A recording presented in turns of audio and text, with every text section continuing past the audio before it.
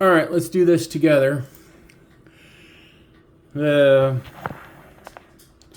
airworthiness, the README, and the registration. Let's see what the registration says. It's 10,000 kilobits of information.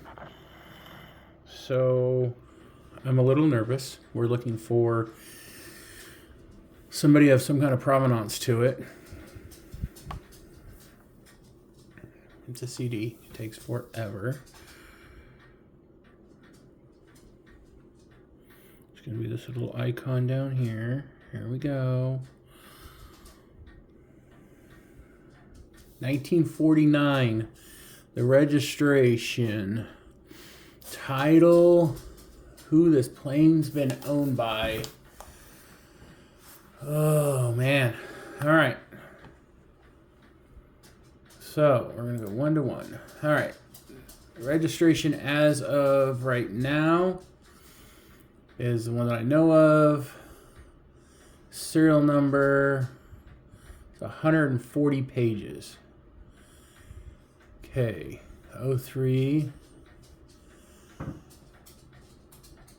In 2020 was John Burrowman of Tucson. Blank page. 2020 got another letter of extension. Ooh, what did they do? Nothing. John Burrow. Wait, who was the other name? Oh, that's him. Okay. John Lewis Willis. This was in 11. So let's just go have some fun. Let's go to the bottom. I don't give a crap. Yeah, that's what I'm talking about. Some old stuff. All right, so this is Sky Harbor, Illinois, bill of sale to R.G. Learnit. God, you love going through these documents. This is Western Flying Services. This is Crow's Flying Services, Illinois. Can't read that one. Crow's Flying Service. October 12th of 1949. Still Crow's. Crow's. There was an accident in 1951 for per list. Looks like there's a check here, but I don't see. Can't read that one. Oh, it's the back of that. Canceled for the reason. That looks like a check mark. It says washout.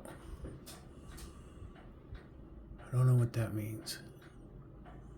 Come on, CD, keep spinning. Could have been involved in a flood. I don't think airplanes get in floods. This one is Crow's Flying. So we're going up in dates here. Midgates Aviation.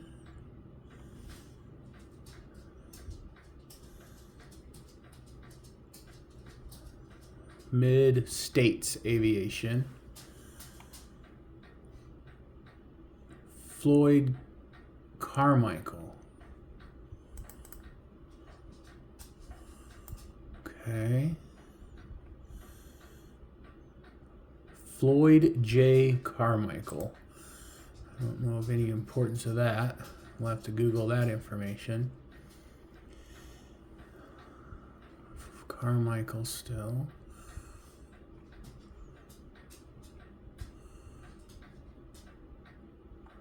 New purchaser is Frank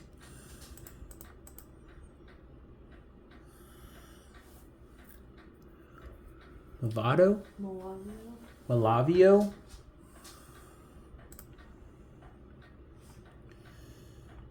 And then there's the Frank. There's the titling. Frank to Lily's Flying School? Lily's Flying School? Lily's or Willie's? I don't know, they put up Sally's. Not even close. This thing seems to have lived in Illinois, though. Sally's Flying School. Now it's at Midwest Flying Club. Let's see here. Where does this go? Midwest Flying. 1959. Midwest. Then it's going to go to GLA Reese Brink in 1960. So even though I have all this history, it doesn't look like anybody Clarence Brink. cool owned this plane. So it's going to be up for sale. Dan Spetch. Wait, where was Spetch out of? Wisconsin. There's a lot of history with this. Dan. Leo Nevak. Ohio now. Novak. Midwest plane for sure. Yeah, it definitely was Midwest, man. Oh, how much did he pay for this thing?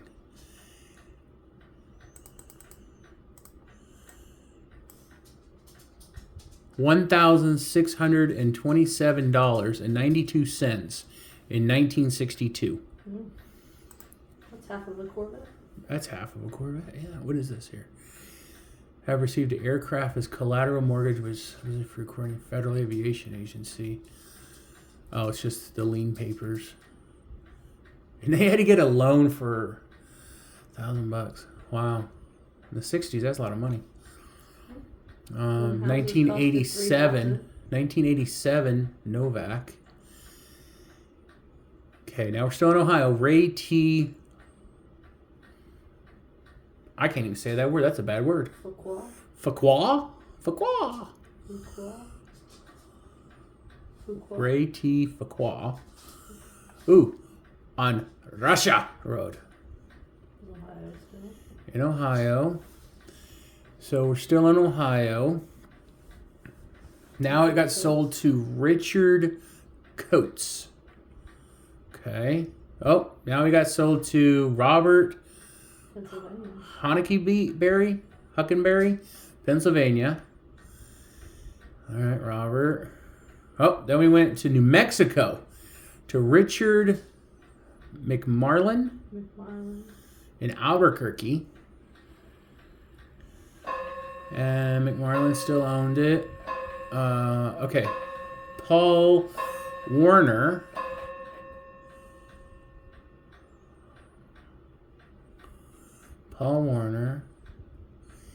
Serial number. The registration was canceled for the reason checked below. It's total, destroyed, or scrapped in 1997. Okay, now we're getting somewhere.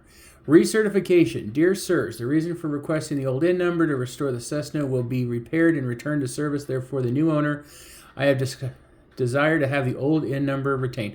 Wow. Lewis Willis. Aero Technologies out of Tucson, and this is who I'm getting it through right now. Interesting. So it went from New Mexico to Tucson, and it was completely restored. Well, they were going to restore it, and they just didn't do it. No, because there's an airworthy. Let's see where the airworthy cert is. Okay, here's a bill of sale. How much did they pay for this one? So this is January 2nd, 2009. No money transferred. Okay, so then, but why does Bowerman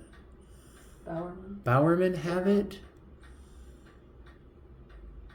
Interesting. Bowerman has it. Lewis Willis is buying it back again. That's some squirrely stuff.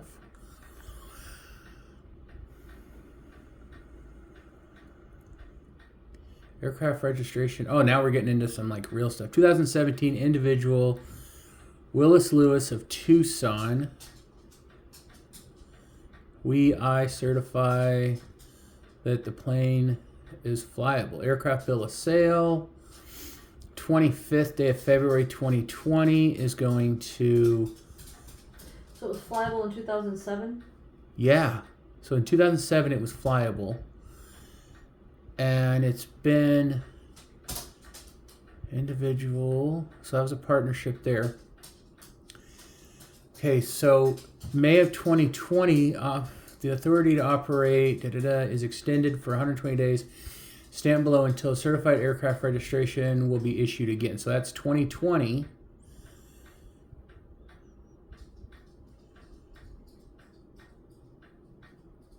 So 2020 registration is approved. All right, this date, the new certification issued based on 7-year renewal rule effective the 2023. Okay, so 2023 it was good. Then these gentlemen sold it to Stoggendils. There is no way that in 2023 it was still good.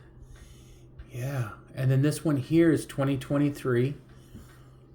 So 2023 was the last time that it was registered and approved. And they said that it flew last 7 years ago. So that would have been under that gentleman's name still. So unfortunately, no really cool people owned it. I mean, I'm going to Google some of these names and see, especially back here in the older stuff. But unfortunately, it's going to just be sold as a really cool project plane and see what happens. So we'll see.